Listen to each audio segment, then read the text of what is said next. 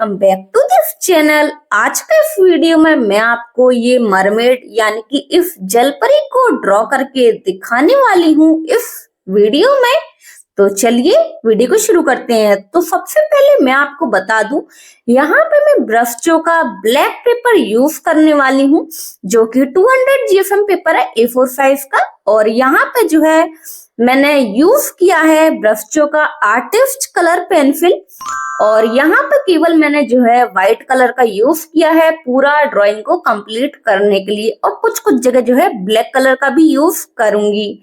तो आप लोग देखिए, अब यहाँ पे मैंने जो है एक रफ फिगरेटिव ड्राइंग जो है बना ली है मरमेड की, जलपरी की, और मास्किंग टेप जो है लगा दिया है।